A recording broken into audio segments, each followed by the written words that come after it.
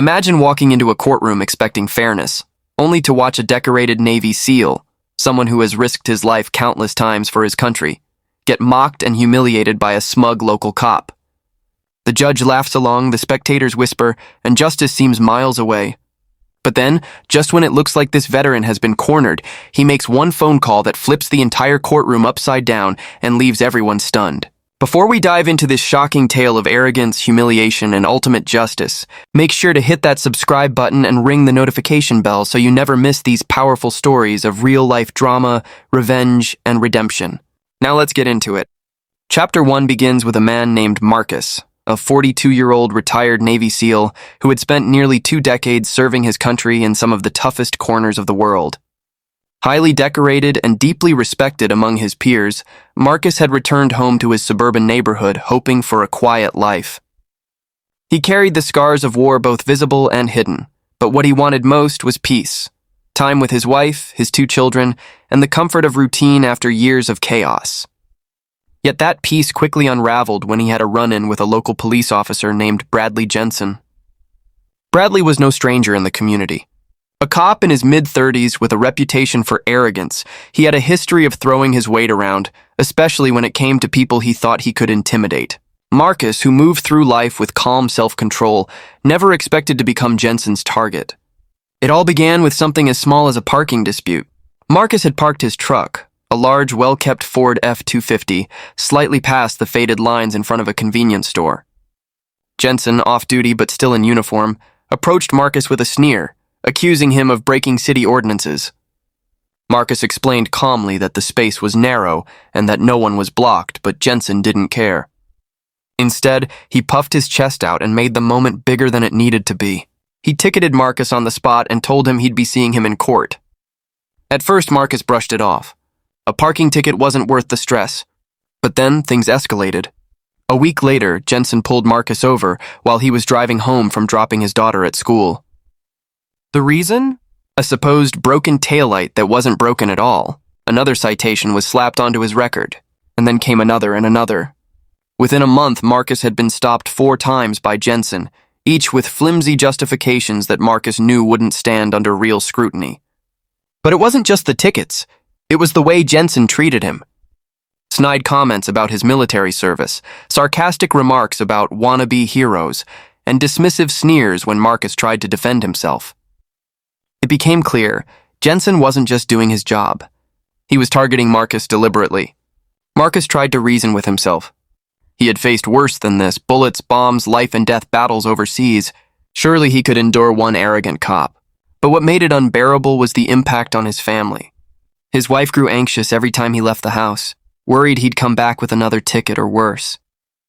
His kids overheard rumors at school from classmates whose parents talked about the ex-soldier who couldn't stay out of trouble. The stress built until Marcus had no choice but to take Jensen to court to challenge the citations and defend his reputation.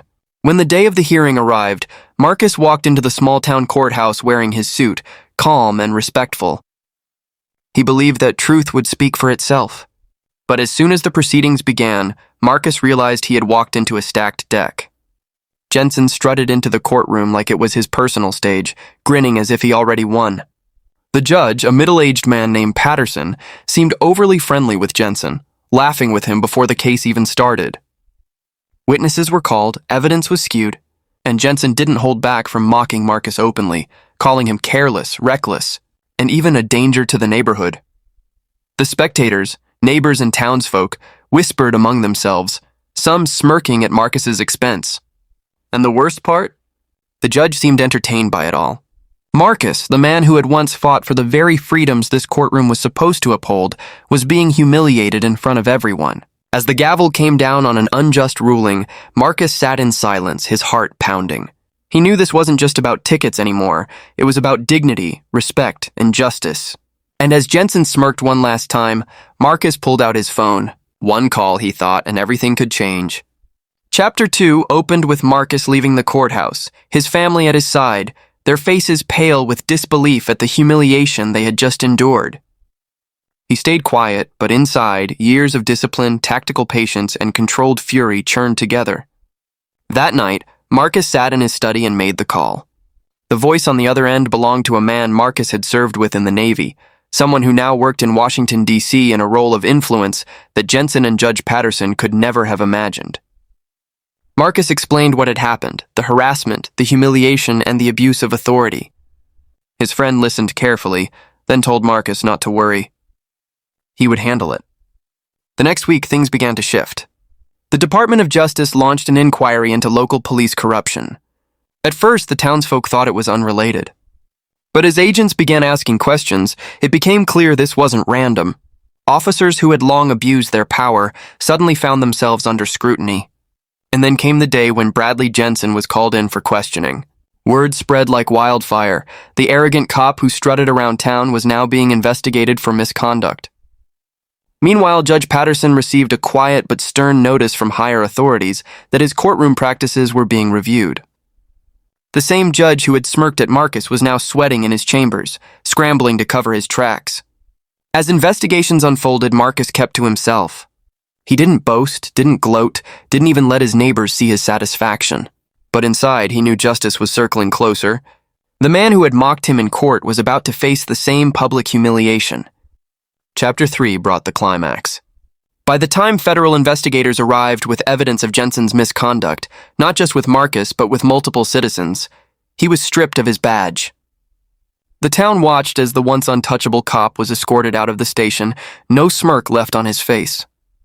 Patterson, the judge who laughed at Marcus, was pressured into early retirement under a cloud of suspicion, his reputation shattered. And Marcus? He stood quietly as it all unfolded. Neighbors who once whispered behind his back now avoided his eyes, ashamed of having believed Jensen's lies. Some even approached to apologize. Marcus accepted with quiet dignity. But what mattered most was the relief on his wife's face, the respect returning in his children's eyes, and the knowledge that his service, his honor, had not been in vain. Justice, long delayed, had finally arrived, and all it had taken was one phone call. So what do you think about this story? Isn't it amazing how arrogance crumbles when real power and justice finally step in?